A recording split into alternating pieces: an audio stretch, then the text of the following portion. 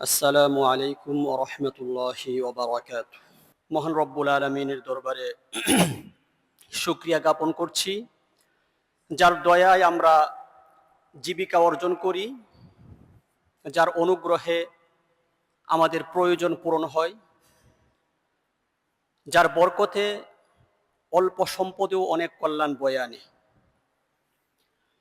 দুরূদ এবং সালাম বর্ষিত হোক আমাদের প্রিয় নবী হযরত মুহাম্মদ সাল্লাল্লাহু আলাইহি ওয়াসাল্লামের প্রতি, যিনি আমাদেরকে হালাল হারামের পথ দেখিয়েছেন এবং জীবনের প্রতিটি ক্ষেত্রে আমাদেরকে সঠিক দিক নির্দেশনা দিয়েছেন। সম্মানিত মুসল্লিবৃন্দ, আজকে আমাদের আলোচনার সংক্ষিপ্ত বিষয়বস্তু হচ্ছে ইসলামের আলোকে সম্পদ বৃদ্ধির উপায় বা রিজিক বৃদ্ধির উপায়। আমরা আমাদের প্রত্যেকেরই একটি সাধারণ প্রত্যাশা থাকে বা কমন প্রত্যাশা থাকে যে আমাদের জীবনে সচ্ছলতা আসুক, রিজিক বৃদ্ধি পাক, সংসারে শান্তি এবং সম্পদে বরকত আসুক, তাই না? এরকম আকাঙ্ক্ষা সবার না? কেউ কি চায় যে আমার রিজিক কম হোক, আমার সম্পদ কম থাকুক? তো মানুষ মাত্রই তার সম্পদ বৃদ্ধি করতে চায়, তার রিজিক বৃদ্ধি করতে চায়, এবং এ সম্পদ বৃদ্ধি করার জন্য মানুষ বিভিন্ন ধরনের কাজ করে, সকাল থেকে সন্ধ্যা পর্যন্ত পরিশ্রম করে, অনেক চেষ্টা করে। আবার এই সম্পদ বৃদ্ধির জন্য দেখা যায় অনেক সময় সরকার, বিভিন্ন মানবাধিকার সংস্থা, এনজিও বিভিন্ন সময়ে এটার বিভিন্ন রকম পরিকল্পনা তারা দিয়ে থাকে যে এই কাজগুলো এইভাবে করলে সম্পদ কি হবে, বৃদ্ধি পাবে।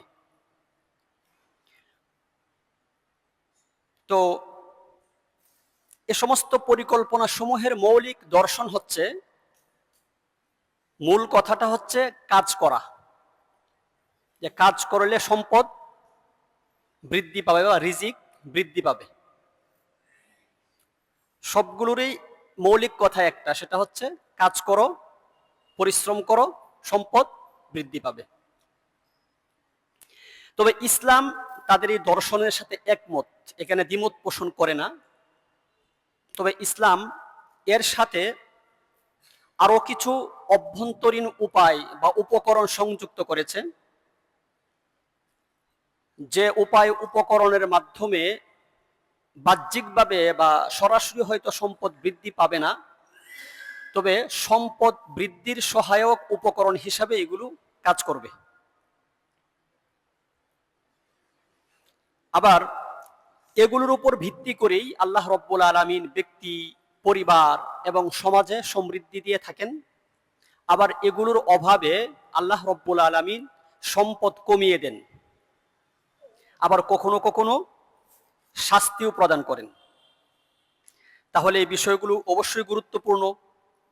যেগুলোর উপর ভিত্তি করে আল্লাহ তাআলা সম্পদ কমিয়ে দেন, আবার কখনো কখনো তার বান্দাকে এগুলোর জন্য শাস্তিও প্রদান করেন, তাহলে অবশ্যই এগুলো সম্পর্কে আমাদের সচেতন হওয়া প্রয়োজন। আর কাজের মাধ্যমে সম্পদ বৃদ্ধির যে বিধান, এটা ইসলামে কিন্তু লাগামহীন নয়, অর্থাৎ এটা ইসলামে নিয়ন্ত্রিত। বিশেষ শর্ত সাপেক্ষে আল্লাহ রব্বুল আলামিনের যে বৈধ সীমা আছে, বৈধ সীমায় থেকে কাজ করলে আল্লাহ তাআলা সম্পদ বৃদ্ধি করবেন। তার মানে হচ্ছে যে কোনো কাজ করলেই কি সম্পদ আল্লাহ তাআলা বৃদ্ধি করবেন না। যে কাজটা বৈধ, সে কাজ করে সম্পদ উপার্জন করা কি বৈধ। যে কাজটা নিষিদ্ধ, যে কাজটা অবৈধ করেছেন আল্লাহ, সেই কাজ করে সম্পদ উপার্জন করাও কি অবৈধ। সহজ হিসাব।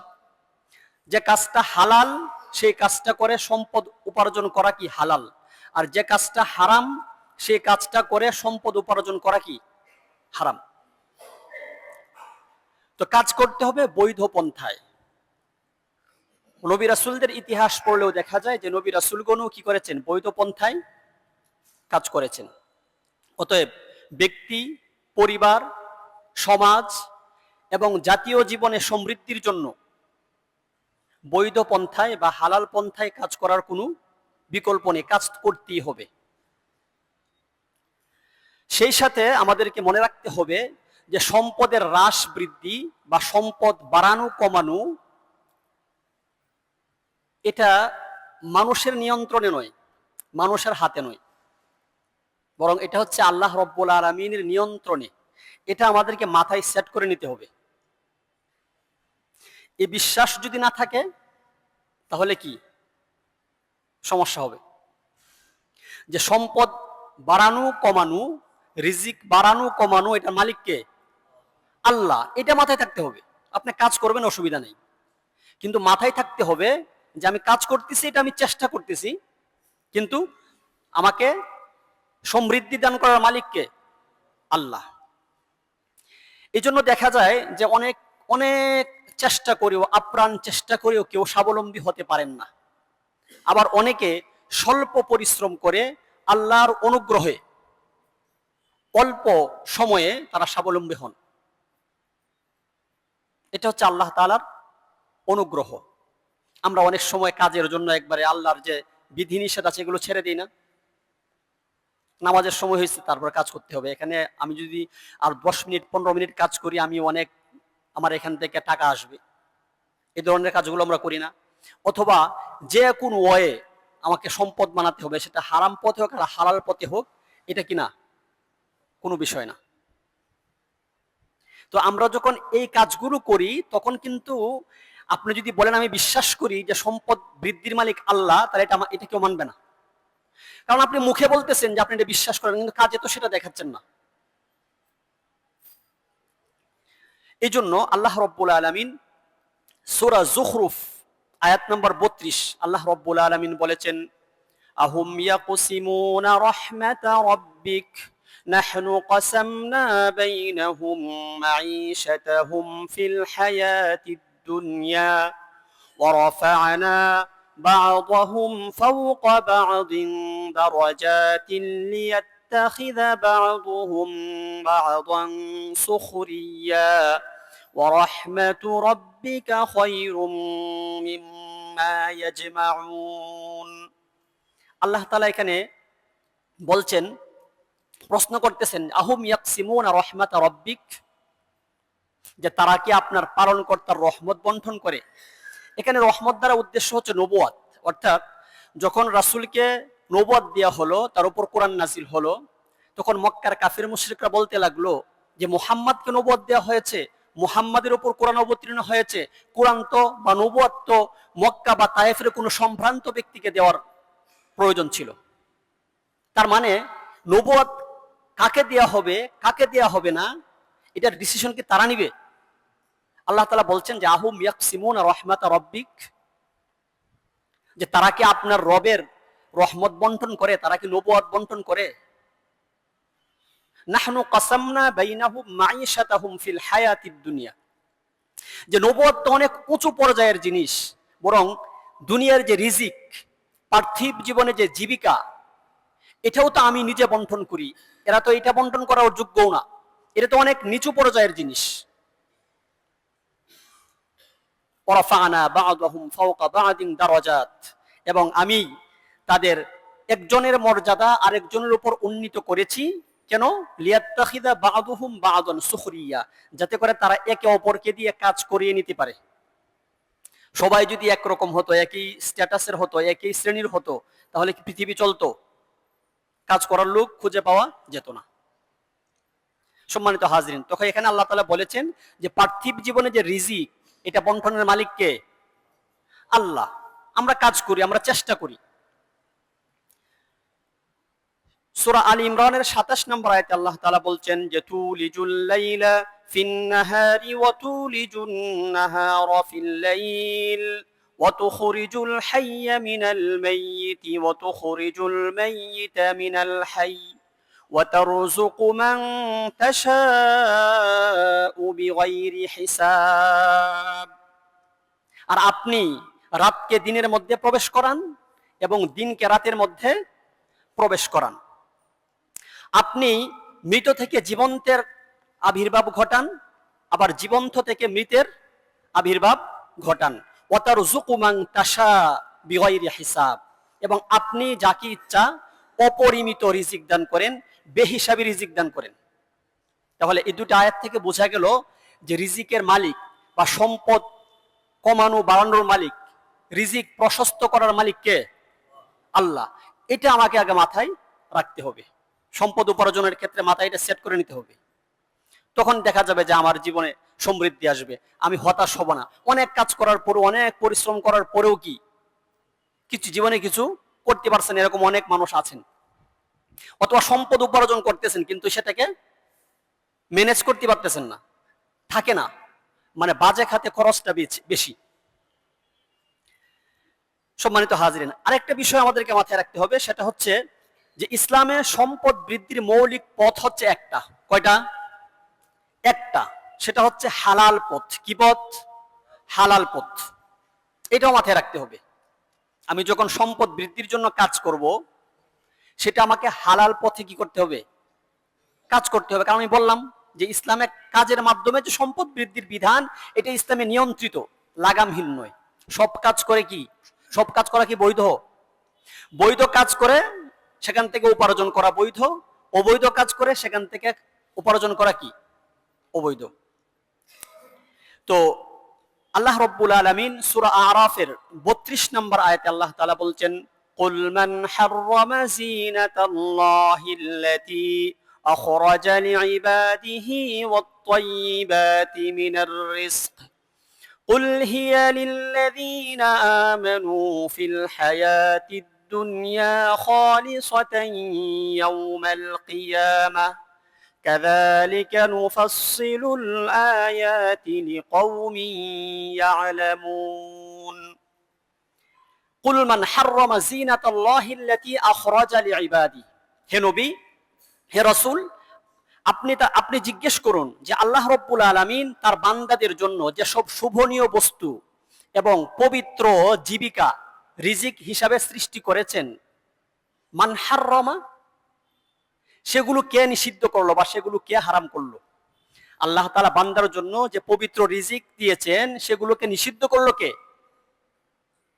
আপনি বলে দেন যে এসব বস্তু পার্থিব জীবনে, বিশেষ করে কিয়ামতের দিন, ওই সব লোকের জন্য যারা মুমিন হবে। কাদের জন্য? মুমিনদের জন্য। আল্লাহ তাআলা বলছেন, কাযালিকা নুফাসসিলুল আয়াতি লিকাওমি ইয়ালামুন, যে এমনই ভাবে আমি জ্ঞানী সম্প্রদায়ের জন্য আমার নিদর্শন সমূহ বিশদভাবে বর্ণনা করে থাকি। তাহলে এই আয়াতে আল্লাহ তাআলা বলেছেন ওয়াত-তাইয়্যিবাতি মিনার রিজক, মানে কি রিজিক? পবিত্র রিজিক। রিজিকটা কি? পবিত্র।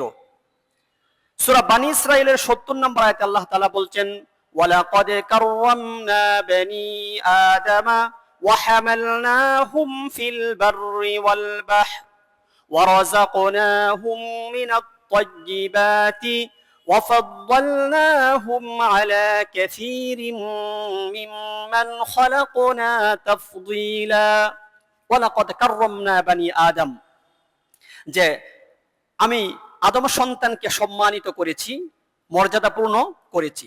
ওয়াহামালনাহুম ফিল বাররি ওয়াল বাহর, এবং তাদেরকে স্থলে এবং জলে চলাচলের জন্য বাহন দিয়েছি। ওয়ারাযাকনাহুম মিনাত তাইয়্যিবাত, খেয়াল করবেন আল্লাহ তাআলা কি বলছেন? ওয়ারাযাকনাহুম তাইয়্যিবাত, এবং আমি তাদেরকে পবিত্র রিজিক দিয়েছি। কি রিজিক? পবিত্র রিজিক।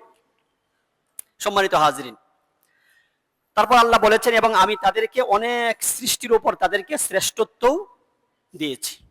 তাহলে এখনো আল্লাহ তাআলা কি বলেছেন? পবিত্র রিজিকের কথা আল্লাহ রাব্বুল আলামিন বলেছেন। সূরা বাকারার ১৭২ নম্বর আয়াতে আল্লাহ তাআলা বলেছেন, ইয়া আইয়ুহাল্লাযীনা আমানু কুলু মিন তাইয়্যিবাতি মা রাযাকনাকুম ওয়াশকুরু লিল্লাহি ইন কুনতুম ইয়্যাহু তা'বুদুন। হে ঈমানদারগণ, আমি তোমাদেরকে যেসব পবিত্র বস্তু দিয়েছি, তোমরা সেগুলো থেকে আহার করো। অপবিত্র বস্তু থেকে না। কোনগুলো থেকে? পবিত্র যে বস্তুগুলো দিয়েছি তোমরা সেগুলো থেকে তোমরা কি করো? আহার করো, এবং আল্লাহ তাআলার নিকট কৃতজ্ঞতা আদায় করো, যদি তোমরা শুধুমাত্র আল্লাহরই ইবাদত করে থাকো। তাহলে এই আয়াতগুলোতে আল্লাহ রাব্বুল আলামিন যেখানে রিজিকের কথা বলেছেন সেখানে কি বলেছেন? পবিত্র রিজিক। তাহলে আমরা সম্পদ বৃদ্ধির জন্য আমরা কাজ করব, এটা আমাদেরকে কাজের আগে মাথায় রাখতে হবে যে সম্পদ বৃদ্ধির একমাত্র পথ হচ্ছে একটা, সেটা হচ্ছে হালাল পথ। হারাম পথে আল্লাহ তাআলা কোথাও উপার্জন করার কথা বলেন নাই। আল্লাহর উপর আস্থা রেখে আমরা যদি হালাল পথে চেষ্টা করি, আল্লাহ তাআলা আমাদেরকে হালাল পথে সমৃদ্ধি দান করবেন। সে বিশ্বাস এবং চেষ্টা যদি আমাদের থাকে। সম্মানিত হাজিরিন, তো ইসলাম সম্পদ বৃদ্ধির জন্য অনেকগুলো উপায় কোরআনে কারিমে বর্ণনা করেছেন। আমি গুরুত্বপূর্ণ কয়েকটি, যেহেতু সময় কম, কয়েকটি আপনাদের সামনে উপস্থাপন করব। এক নম্বর হচ্ছে তাকওয়া। তাকওয়া অবলম্বন করা। আল্লাহ তাআলা কোরআনে কারিমে প্রতিশ্রুতি দিয়েছেন যে কেউ যদি তাকওয়া অবলম্বন করে, আল্লাহ তাআলা তার সম্পদ কি করবেন?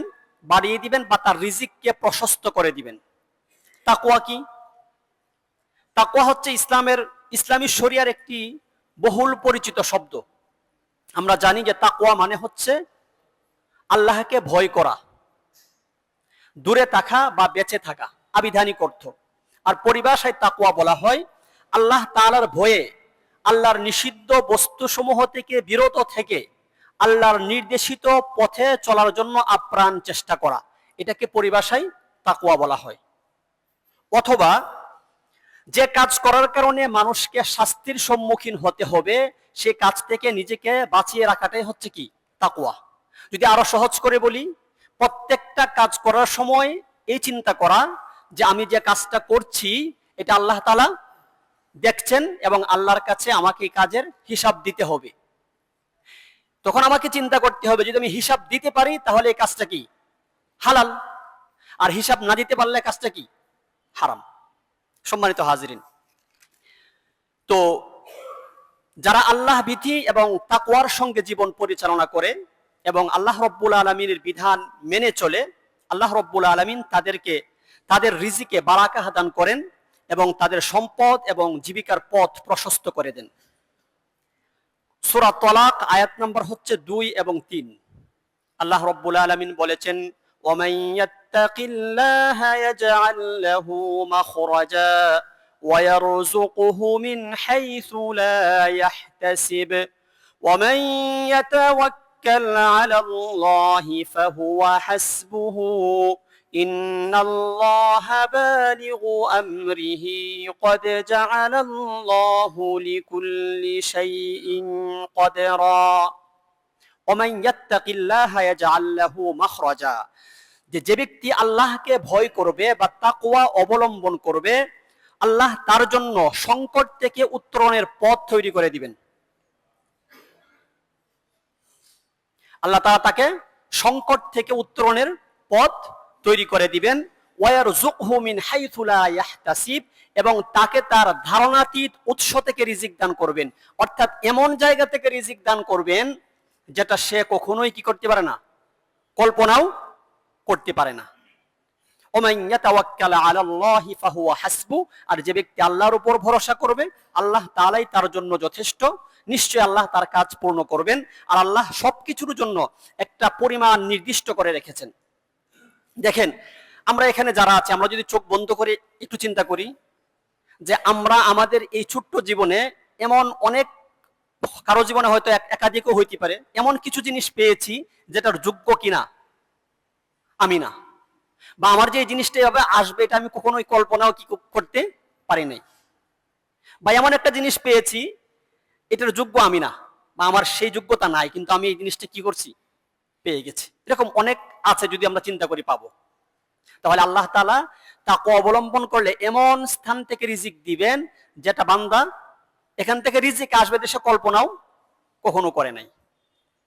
তো সেই সাথে আল্লাহ রাব্বুল আলামিন সূরা আরাফের 96 নম্বর আয়াতে আল্লাহ তাআলা বলেছেন, ওয়ালাউ আন্না আহলাল কুরা আমানু ওয়াত্তাকাউ লাফাতাহনা আলাইহিম বারাকাতিন মিনাস সামাই ওয়াল আরদ ওয়ালাকিন কাযযাবু ফাআখাযনাহুম বিমা কানু ইয়াকসিবুন ওয়ালাউ আন্না আহলাল কুরা আমানু ওয়াত্তাকাউ লাফাতাহনা আলাইহিম বারাকাতিন মিনাস সামাই ওয়াল আরদ, যদি ওই সকল জনপদের অধিবাসীরা ঈমান আনত এবং তাকওয়া অবলম্বন করত, লাফাতাহনা আলাইহিম বারাকাতিন মিনাস সামা, তবে আমি তাদের জন্য আকাশ এবং পৃথিবীর বরকতের দুয়ার খুলে দিতাম।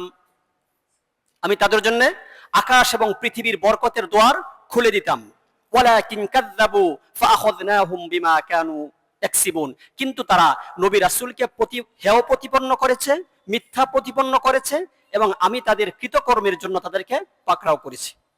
তাহলে আল্লাহ তাআলা বলছেন, যদি তারা তাকওয়া অবলম্বন করত তাহলে এবং ঈমান আনত, তাহলে আমি তাদের জন্য আকাশ এবং পৃথিবীর বরকতের দুয়ার খুলে দিতাম। এরকম আরো অনেক আয়াত এসেছে। তো এই দুটো আয়াত থেকে বোঝা গেল যে তাকওয়া অবলম্বন করলে আল্লাহ রব্বুল আলামিন আমাদের রিজিক বা সম্পদ বৃদ্ধি করে দিবেন, সেই প্রতিশ্রুতি তিনি কোরআনে কারিমে দিয়েছেন। দ্বিতীয় নাম্বার হচ্ছে, দ্বিতীয় যে উপায়টা সেটা হচ্ছে ইস্তিগফার করা, বেশি বেশি করে ইস্তিগফার করা। একটু মনে রাখবেন মানে শিরোনামটা, তাহলে আমল করতে সহজ হবে। একটা হচ্ছে তাকওয়া অবলম্বন করা, এটা আমরা কোরআন থেকে আমরা পেয়েছি। দ্বিতীয় নাম্বার হচ্ছে ইস্তিগফার করা। ইস্তিগফারের মাধ্যমে বা ক্ষমা প্রার্থনার মাধ্যমে আল্লাহ রব্বুল আলামিন বান্দার রিজিক বা সম্পদ বৃদ্ধি করে দেন, সেটা কোরআনে কারিমে আল্লাহ তাআলা প্রতিশ্রুতি দিয়েছেন। সূরা নূহ আয়াত নাম্বার 10 এবং 12 আল্লাহ রব্বুল আলামিন বলেছেন, ইস্তাগফিরু রাব্বাকুম ইন্নাহু কানা গাফফারা ইরসিলিস সামাআ আলাইকুম মিদরারা ওয়া ইউমদিদকুম বিআমওয়ালিন ওয়া বানিনা ويجعل لكم جنات ويجعل لكم أنهارا ইস্তাগফিরু রাব্বাকুম, তোমরা তোমাদের রবের কাছে ক্ষমা প্রার্থনা করো, ইন্নাহু কানা গাফফারা, তিনি নিশ্চয়ই তিনি অত্যন্ত ক্ষমাশীল। তাহলে কি হবে? ইউরসিলিস সামাআ আলাইকুম মিদরারা, তিনি আকাশ থেকে প্রচুর পরিমাণে বৃষ্টি বর্ষণ করবেন ফসল উৎপাদনের জন্য। আমাদের অনেক সময় হয় না যে বৃষ্টি হচ্ছে না, খরা বৃষ্টি, ফসল নষ্ট হয়ে যাচ্ছে, তখন ইস্তিগফারের মাধ্যমে কি পাওয়া যায়? বৃষ্টি পাওয়া যায়। আর কি করবেন?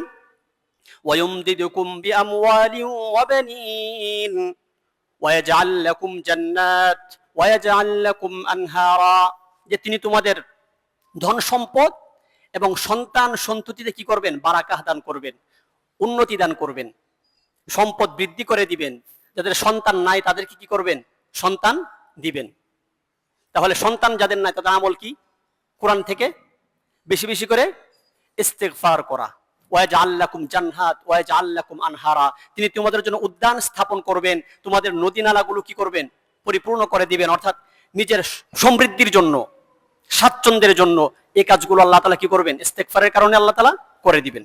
আল্লাহ তাআলা বলছেন যে ফাহালা আসাইতুম ইন তাওয়াল্লাইতুম আন তুফসিদু ফিল আরদ ওয়া তুকাত্তিউ আরহামাকুম, অর্থাৎ ক্ষমতায় অধিষ্ঠিত হলে সম্ভবত তোমরা পৃথিবীতে বিপর্যয় সৃষ্টি করবে এবং কি করবে? আত্মীয়তার সম্পর্ক ছিন্ন করবে। বাস্তবে এটা হয় না? ক্ষমতা পাইলে মানুষ কি হয়ে যায়? বেপরোয়া হয়ে যায় না? তখন আর মাথা কি থাকে না, ঠিক থাকে না। চেয়ার পেলে কি চেয়ারের সঠিক ব্যবহার করতে পারে না। তা আল্লাহ তাআলা কোরআনে কারিমে সেই আশঙ্কাই করেছেন। আপনি গরিব ছিলেন, আল্লাহ আপনাকে ধনী বানিয়ে দিছে, অনেক সম্পদ বানিয়ে দিছে, পরে আপনি আত্মীয় স্বজন যারা আছে তাদেরকে আপনি চিনেন না, তাই না?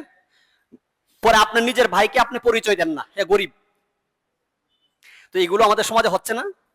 তো আল্লাহ তাআলা কোরআনে কারিমে সে আশঙ্কাই করেছেন যে সম্ভবত ক্ষমতায় অধিষ্ঠিত হলে তোমরা কি করবে? পৃথিবীতে বিপর্যয় সৃষ্টি করবে। যাদের ক্ষমতা আছে আর দেশে যা ইচ্ছা তাই করতে পারে, সমস্যা নাই, তাই না? এই জন্য ক্ষমতা পেলে সেটা ব্যালেন্স করতে হবে। সম্পদ যখন আল্লাহ তাআলা আমাকে দিবেন তখনও কি করতে হবে? ব্যালেন্স রাখতে হবে, নতুবা কি আমার দুনিয়াও ধ্বংস, পরকালেও ধ্বংস। তো আল্লাহ তাআলা বলছেন যে তোমরা ক্ষমতা পেলে সম্ভবত কি করবে? তোমরা বিপর্যয় সৃষ্টি করবে এবং তোমরা আত্মীয়তার সম্পর্ক ছিন্ন করবে। সহিহ বুখারীর বর্ণনা 2067 নম্বর হাদিস, এবং হাদিসটি মুসলিমও এসেছে 2557 নম্বর হাদিস। عن أنس بن مالك رضي الله تعالى عنه قال سمعت رسول الله صلى الله عليه وسلم يقول من سره أن يبسط عليه رزقه আও ইউনসা ফি আসারিহি ফালিয়াসিল রাহিমাহ। আনাস ইবনে মালিক রাদিয়াল্লাহু তাআলা আনহু বলেন যে আমি রাসূল সাল্লাল্লাহু আলাইহি ওয়াসাল্লামকে বলতে শুনেছি, তিনি বলেছেন যে তোমাদের মধ্যে কেউ যদি নিজের রিজিকের প্রশস্ততা কিংবা তারা আয়ু বৃদ্ধি করতে চায়, তাহলে সে যেন আত্মীয়তার সম্পর্ক বজায় রাখে বা আত্মীয়দের সাথে ভালো ব্যবহার করে। সুনানে তিরমিজি হাদিস নাম্বার 1979। عن أبي هريرة رضي الله تعالى عنه عن النبي صلى الله عليه وسلم قال تعلموا من أنسابكم ما تصلون به أرحامكم فإن صلة الرحم محبة في الأهل مثرات في المال منسأة في الأثر। আবু হুরায়রা রাদিয়াল্লাহু তাআলা আনহু থেকে বর্ণিত, তিনি বলেন যে রাসূল সাল্লাল্লাহু আলাইহি ওয়াসাল্লাম বলেছেন যে তোমরা নিজেদের বংশধারার ব্যাপারে জ্ঞান অর্জন করো, তোমাদের বংশধারার ব্যাপারে কি করো, জ্ঞান অর্জন করো, যাতে করে তোমরা আত্মীয়তার বংশীয় আত্মীয়তার সম্পর্কটা বজায় রাখতে পারো। কেন? তিনি বলেছেন ফাইন্না সিলাতার রহিমি মাহাব্বাতুন ফিল আহলি মাসরাতুন ফিল মাল মানসাআতুন ফিল আসার, যে আত্মীয়তার সম্পর্ক বজায় রাখলে নিজেদের মধ্যে আন্তরিকতা এবং ভালোবাসা তৈরি হয় এবং ধন সম্পদ এবং আয়ুতে কি হয়, বরকত হয়। তো কোরআন এবং হাদিস থেকে আমরা জানতে পারলাম যে আল্লাহ তাআলা আত্মীয়তার সম্পর্ক বজায় রাখলে কি করবেন, আমার সম্পদে বরকত দান করবেন, সম্পদ বাড়িয়ে দিবেন। 4 নাম্বার হচ্ছে কৃতজ্ঞতা আদায় করা। এখানে আমরা খুবই কৃপণতা করি, আমাদের হায় হুতাশ যায় না। আমাদেরকে আল্লাহ তাআলা যাকে যতটুকু দিয়েছেন, যেভাবে রেখেছেন, সেখানে থেকে কি কি বলতে হবে, আলহামদুলিল্লাহ। এই আলহামদুলিল্লাহ যত বেশি বলতে পারবে সে তত বেশি সুখী, আর যে যত কম বলতে পারবে সে তত বেশি হতাশ। আমরা যে বেঁচে আছি এটাই তো আলহামদুলিল্লাহ। এই পাশে মেডিসিনের দোকান আছে, একটু জিজ্ঞেস করেন তো যে ভাই গত রাত্রে ঘুমের ওষুধ কতগুলো বিক্রি হয়েছে, একটু জিজ্ঞেস করেন বা জিজ্ঞেস করবেন যারা বাসার আশপাশে আছে। অনেকেই তো ভাই ঘুমাইতে পারে না ভাই শান্তিতে, আমি তো শান্তিতে ঘুমাইতে পারতেছি ডাল ভাত খায়া, তাই না? তো এটাই তো আল্লাহর কাছে শুকরিয়া, আল্লাহ যে আমাকে সুস্থ রাখছেন, আমি যে নিঃশ্বাস নিতে পারতেছি। এই জন্য কি করতে হবে, বেশি বেশি আলহামদুলিল্লাহ বললে আল্লাহ তাআলা কি করবেন, আমাকে সম্পদ বাড়িয়ে দিবেন, নিয়ামত বাড়িয়ে দিবেন। আল্লাহ তাআলা কোরআনে কারিমে সেই প্রতিশ্রুতি আমাদেরকে দিয়েছেন। সূরা ইব্রাহিম আয়াত নাম্বার 7 আল্লাহ রাব্বুল আলামিন বলেছেন লা ইন শাকারতুম লা আযীদান্নাকুম ওয়া লা ইন কাফারতুম ইন্না আযাবী লাশাদীদ। লা ইন শাকারতুম লা আযীদান্নাকুম, তোমরা যদি আমার নিয়ামতের কৃতজ্ঞতা আদায় করো, আমি তোমাদের নিয়ামতকে কি করব, বাড়িয়ে দিব। ওয়ালা ইন কাফারতুম, আর যদি এটাকে অস্বীকার করো তাহলে জেনে রাখো আমার শাস্তি অনেক কঠিন। তাহলে আমরা যে যেখানে আছি, আমরা যদি আলহামদুলিল্লাহ বলতে পারি, মানসিকভাবে স্বস্তি পাবো, আলহামদুলিল্লাহ ভালো আছি, আল্লাহ অনেক ভালো রেখেছেন। পাশাপাশি আল্লাহ তাআলাও খুশি হয়ে আমাদের নিয়ামত কি করবেন, বাড়িয়ে দেবেন। এই জন্য জীবন নিয়ে কোনো সময় কি করা যাবে না, অভিযোগ করা যাবে না, হতাশ হওয়া যাবে না। কারণ মুমিনের জীবন, মুমিনের বৈশিষ্ট্য হতাশ হওয়া না। হতাশ হওয়া হচ্ছে কাফেরদের বৈশিষ্ট্য, তারা হতাশ হবে। আমাদের সাথে তো আল্লাহ আছেন, তাই না? তাহলে কৃতজ্ঞতা আদায় করা। 5 নাম্বার হচ্ছে, আমি সংক্ষেপে শেষ করব, সময় শেষ। তো 5 নাম্বার হচ্ছে কর্জে হাসানা, উত্তম ঋণ। কর্জে হাসানা হচ্ছে উত্তম ঋণ, আল্লাহ সন্তুষ্টির জন্য মানুষকে কি করা, ঋণ দেওয়া, কর্জে হাসানা দেওয়া। তো আল্লাহ রাব্বুল আলামিন কোরআনে কারীমে প্রতিশ্রুতি দিয়েছেন যে কর্জে হাসানার মাধ্যমে কি হয়, আল্লাহ তাআলা সম্পদ বাড়িয়ে দেন। সূরা তাগাবুন আয়াত নাম্বার 17 আল্লাহ রাব্বুল আলামিন বলেছেন ইন তুকরিদুল্লাহা قرضا حسنا يضاعفه لكم ويغفر لكم والله شكور حليم। ইন তুকরিদুল্লাহ কারদান হাসানা, যদি তোমরা আল্লাহকে উত্তম ঋণ দান করো, মানে আল্লাহর সন্তুষ্টির জন্য, আল্লাহকে তো ঋণ দেওয়া যাবে না, আল্লাহর সন্তুষ্টির জন্য মানুষকে যদি উত্তম ঋণ দান করো, তাহলে আল্লাহ তাআলা তোমাদের জন্য সেটা বহুগুণে বৃদ্ধি করে দিবেন এবং তিনি তোমাদেরকে ক্ষমা করবেন। আরো অনেক আয়াত আছে, যেমন সূরা বাকারার 245 নম্বর আয়াত আছে এই ব্যাপারে। যেহেতু সময় কম আমি আর আয়াত বলতেছি না, তবে উত্তম ঋণের জন্য আমি ওয়াজ করতেছি, পাশাপাশি আপনাদের শোনার পরে অনেকেই বিভিন্ন ধরনের প্রশ্ন ভিতরে আসছে। এখন বর্তমান যে প্রেক্ষাপট, আমি আপনাদেরকে বলতেছি, আমি অনেক ভুক্তভোগী। কর্জে হাসানা দিয়ে পর 8 টাকা পাওয়া যায় না, এরকম হয় না? তো লেনদেনটা তাদের সাথেই করবেন যারা সুন্নাহ ভিত্তিক লেনদেন করতে অভ্যস্ত। আপনার টাকা দিলাম, আপনি টাকা নেওয়ার সময় খুব কান্নাকাটি করে টাকা নিলেন, পর টাকাটা আনতে গেলে আমাকে কান্নাকাটি করতে হবে। তো ইসলাম কিন্তু আবার সেই দিকে আপনাকে উৎসাহিত করে না। লেনদেন করলে অবশ্যই এরকম মানুষের সাথে করবেন, আপনি এই কোরআনের আয়াত দেখে আপনি সবকিছু একদম দিয়ে দিলেন, পরে আপনার নিজের রাস্তার ফকির, এরকম যেন না হয়। অবশ্যই আমরা পারস্পরিক লেনদেনের ক্ষেত্রে আমাদের প্রতিশ্রুতি আমরা কি রাখবো, ঠিক রাখবো। যদি নির্ধারিত সময়ে টাকা দিতে না পারি, তার একদিন আগেই বলবো, ভাই আমি তো টাকা দিতে পারতেছি না, আমাকে একটু সময় দেন। কিন্তু এরকম যেন না হয় তারিখ পার হওয়ার পরে আপনাকে দেখলে আমি ওইদিকে চলে যাই, বা আপনার সামনে পাওয়া যায় না, খুঁজতে খুঁজতে স্যান্ডেলের কি তলা ক্ষয় হয়ে যায়, এরকম যেন না হয়। 6 নাম্বার হচ্ছে দান করা। দান করা এটা শুধুমাত্র সম্পদ খরচ না, বরং এটি এমন একটি ইবাদত যার মাধ্যমে সম্পদে বারাকা আসে, বিপদ আপদ দূর হয় এবং আল্লাহর পক্ষ থেকে সেটা বহুগুণ বৃদ্ধি করে দেওয়া হয়। আল্লাহ রাব্বুল আলামিন সূরা বাকারার 276 নম্বর আয়াতে বলেছেন, ইয়ামহাকুল্লাহুর রিবা ওয়া ইউরবিস সাদাকাত, যে আল্লাহ তাআলা সুদকে মিটিয়ে দেন এবং দানকে আল্লাহ তাআলা কি করে দেন, বৃদ্ধি করে দেন। তো দানের মাধ্যমে আমরা কি সম্পদে বরকত পেতে পারি। তারপরে 7 নাম্বার হচ্ছে সম্পদের যাকাত যথাযথভাবে আদায় করা, অর্থাৎ যাদের উপর যাকাত ওয়াজিব হয়েছে তারা তো যাকাত দিবেন, পাশাপাশি সেটা যেন যথাযথভাবে হয়। আপনার যাকাত আসছে 5 লাখ, আপনি দিলেন 50,000 শাড়ি কিনা, মানে ব্যানার ট্যানার লাগায় মানুষকে দেখলেন আপনি যাকাত দিতেছেন, এরকম যেন না হয়। আপনার যে 5 লাখ আসছে, ওই 5 লাখে কি করতে হবে, যাকাত দিতে হবে। আল্লাহ রাব্বুল আলামিন সূরা রুমের 39 নম্বর আয়াতে বলেছেন যে তিনি যাকাতের মাধ্যমে সম্পদ কি করেন, বাড়িয়ে দেন। আল্লাহ রাব্বুল আলামিন বলেছেন, ওয়ামা আতাইতুম মির রিবাল লিয়ারবু ফি আমওয়ালিন নাসি ফালা ইয়ারবু ইনদাল্লাহ ওয়ামা আতাইতুম মিন যাকাতিন তুরিদুনা ওয়াজহাল্লাহ ফাউলাইকা হুমুল মুদঈফুন, যে মানুষের ধন সম্পদে তোমাদের ধন সম্পদ বৃদ্ধি পাবে এই আশায় তোমরা সুদে যা কিছু দাও সেটা তোমাদের কাছে বৃদ্ধি হলো, ফালা ইয়ারবু ইনদাল্লাহ, আল্লাহর কাছে সেটা বৃদ্ধি পায় না, বরং তোমরা আল্লাহর সন্তুষ্টি লাভের উদ্দেশ্যে যে যাকাত যেটা দাও সেটা কি হয়, আল্লাহ তাআলার কাছে সেটাই বৃদ্ধি পায় থাকে। তাহলে যাকাতের মাধ্যমেও কি আমরা আমাদের যাকাত যথাযথভাবে আদায়ের মাধ্যমে আমরা সম্পদ বৃদ্ধি করতে পারি। দেখা যায় বাহ্যিকভাবে সম্পদ কমে গেল, কিন্তু দেখবেন আপনার বাজে খাত খরচ কমে যাবে, আপনার বিপদ আপদ কম থাকবে, আল্লাহ তাআলা সেটা আমাদের বরকত দান করবেন। সম্মানিত হাজিরিন, 8 নাম্বার হচ্ছে কাজ করা। এটা ইসলামে বাকি সবগুলোই ঠিক আছে, কিন্তু কাজ আপনাকে করতেই হবে। আমি গত জুমায় বিষয়ে বিশদ আলোচনা করেছি। আল্লাহ তাআলা সূরা জুমার 10 নম্বর আয়াতে বলেছেন, তোমরা সালাত আদায়ের সম্পন্ন হওয়ার পরেই তোমরা কি করো, রিজিকের অনুসন্ধানে বের হয়ে যাও। আল্লাহ রাব্বুল আলামিন এভাবে গুরুত্ব দিয়েছেন যে গুরুত্বপূর্ণ ইবাদত সালাতের পরেই রিজিক অনুসন্ধানের কথা বলা হয়েছে, এটাও একটা ইবাদত, এটাও একটা ইবাদত।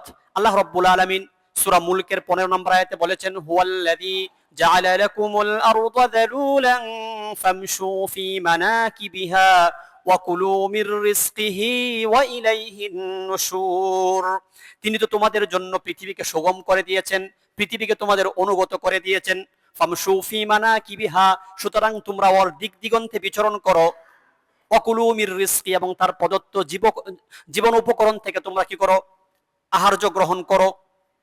আল্লাহ তাআলা পৃথিবীকে আমাদের অনুগত করে দিয়েছেন, আমাদের জন্য রিজিক ছড়িয়ে ছিটিয়ে দিয়েছেন, আমাদেরকে সেগুলো অনুসন্ধান করার কথা বলেছেন। 8 নাম্বার এবং সর্বশেষ আমি যেটা বলবো সেটা হচ্ছে সম্পদ বৃদ্ধির জন্য, রিজিক বৃদ্ধির জন্য আল্লাহর কাছে কি করা, দোয়া করা। নবী রাসূলুল্লাহ কি করেছেন, রিজিকের জন্য দোয়া করেছেন। আমি কয়েকটা উদ্ধৃতি কোরআন থেকে দিব। সূরা বাকারার 126 নম্বর আয়াত, আল্লাহ রাব্বুল আলামিন বলছেন, ওয়া ইয ক্বালা ইব্রাহিমু রাব্বি জাআল হাযা বালাদান আমিনান ওয়ারযুক আহলাহু মিনাস সামারাত মান আমানা মিনহুম বিল্লাহি ওয়াল ইয়াউমিল আখির ক্বালা ওয়া মান কাফারা ফাউমাত্তিউহু ক্বালীলা ثم أضطره إلى عذاب النار وبئس المصير, যে স্মরণ করো ওয়াইদ ক্বালা ইব্রাহিম রব্বি জাআল হাযা, যখন ইব্রাহিম আলাইহিস সালাম বলেছেন, হে আমার রব, হে আমার প্রতিপালক, হাযা বালাদান আমিনা, আপনি এই স্থানকে নিরাপদ শহরে পরিণত করুন। ওয়ারযুক আহলাহু মিনাস সামারাতি মান আমানা মিনহুম বিল্লাহি ওয়াল ইয়াউমিল আখির, আর এখানকার অধিবাসীদের মধ্যে যারা আল্লাহ এবং পরকালে বিশ্বাস স্থাপন করে তাদের জীবিকার জন্য ফল শস্য প্রদান করুন। আল্লাহ তাআলা বললেন যে যারা বিশ্বাস করে তাদেরকে তো দিবই, যারা অবিশ্বাস করে তাদেরকেও আমি অল্প দিন এটা দুনিয়ার জীবনে এই নিয়ামত কি করাবো, ভোগ করাবো, কিন্তু পরবর্তীতে আমি তাদেরকে অগ্নির শাস্তিতে নিক্ষেপ করব। অর্থাৎ বোঝা গেল দুনিয়াতে কেউ যদি আল্লাহকে সেজদা নাও করে, নাও মানে আল্লাহ তাআলা রিজিক দুনিয়াতে কি দিবেন, মুমিনদেরকেও দিবেন, অনেক সময় তাদেরকে আরো বেশি দিবেন, কারণ তারা তো পরকালে কিছুই পাবে না। সূরা ইব্রাহিম আয়াত নাম্বার 37, ইব্রাহিম আলাইহিস সালাম আরেকটা দোয়া করেছেন। তিনি বলেছেন, রব্বানা ইন্নী আসকানতু মিন যুররিয়াতি বিওয়াদিন গায়রি যী যারইন ইনদা বাইতিকাল মুহাররাম ربنا ليقيموا الصلاة فاجعل أفئدة من الناس تهوي إليهم وارزقهم من الثمرات لعلهم يشكرون ربنا هي أمر رب إني أسكنت আমি বসবাস করেছি মিন যুররিয়াতি আমার সন্তানদেরকে নিয়ে বিওয়াদিন গায়রি যী যারইন ইনদা বাইতিকাল মুহাররাম আপনার যে সম্মানিত ঘর সেটার আশপাশে এমন এক উপত্যকায় আমি বসবাস করছি যেখানে কোনো ক্ষেত খামার নেই।